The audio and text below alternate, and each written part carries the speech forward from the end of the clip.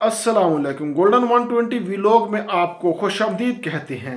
दोस्तों, आपके पास डॉक्यूमेंट्स मुकम्मल होते हैं, रिटर्न टिकट भी आपके पास मौजूद होती है, आपके पास वैलिड वीज़ा होता है, होटल बुकिंग भी आपके पास मौजूद है, लेकिन इन दिनों में बहुत ज़्यादा मसले मसाइल पेश आ रहे हैं। सब कुछ होने के बावजूद भी आपको एयरपोर्ट पर ऑफलोड कर दिया जाता है।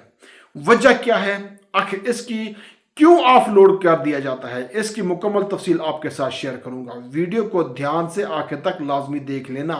देखिए दोस्तों, आपने किसी तरह से ऑफलोड होने से बचना है। उम्रा पर जाने वाले जो लोग हैं वो एक छोटी सी गलती की वजह से ऑफलोड हो जाती हैं, लेकिन उनको खुद भी पता नहीं होता कि उनकी गलती क्या है।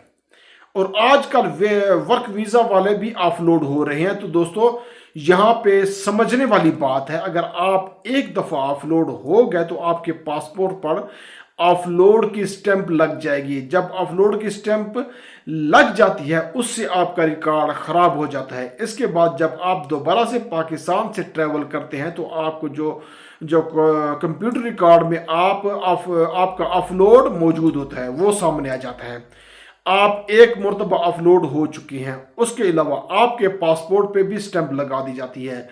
आप अपलोड हो चुकी हैं। अब मैं आपको बताऊं तो जो मेरी ऑब्जर्वेशन है में आई है, जो मेरे दोस्त हैं, मेरे जानने वाले हैं जो अपलोड हुए हैं, उन्होंने मुझे यही पता है। हम उम्रा पर जा रहे थे। ये यंग लड़के होते हैं, नौजवान होते हैं, इनकी जो लुकिंग होती है वो बिल्कुल एक अजीब कैफियत लग रही होती है, कोई इतनी अच्छी नहीं होती। वो जब इमिग्रेशन वाला उनसे सवाल करता है ये बिल्कुल अपना कॉन्फिडेंस लूज कर देते हैं, बोल ही नहीं सकते, जवाब ही नहीं दे पाते।